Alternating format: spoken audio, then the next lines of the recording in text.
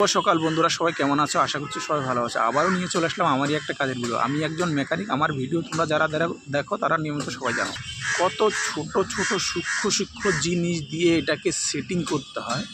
অনেকটা ভেবে চিন্তে সেটিংটা করতে হয়। একটু ভুলভাল হলে কিন্তু গাড়িতে ব্রেকের প্রবলেম আসতে পারে। তুমি যখন মালটা খোলা হয়, যে সার্ভোটাকে খোলা হয়েছে, মানে ডুয়েল ভ্যালভ সার্ভো যেটাকে বলা হয়, কেউ সার্ভো বলে, এটাকে সবার প্রথমে পেট্রোল বা ডিজেল বা কেরোসিন দিয়ে ভালোভাবে ক্লিন করে নিতে হবে। ক্লিন করার পরে ভালো কটন কাপড় দিয়ে ওটাকে মুছে পরিষ্কার করে, যেন একটু অয়েল না থাকে।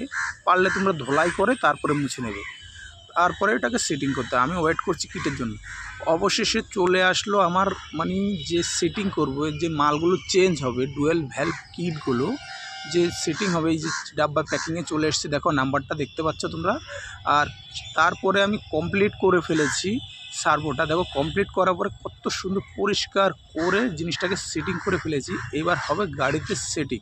এটার কাজ হলো ডুয়েল ভ্যালভ, এর জন্য বলা হয় দু চাকা আলাদা। কোম্পানি অনেক ভেবে চিন্তে সিস্টেমটা চালু করেছে, যে ডুয়েল ভ্যালভ ব্রেক সিস্টেম। কারণ দু চাকা, সামনের দু চাকা একভাবে ব্রেক হবে, পেছনের দু চাকা আলাদাভাবে ব্রেক হবে, মানে একই সাথেই হবে। মানে দু চাকা যদি ফেল করে যায়, অন্য দু চাকা ধরবে। ওর জন্য ডুয়েল ভ্যালভ, মানে দুটো করে চারটে চাকা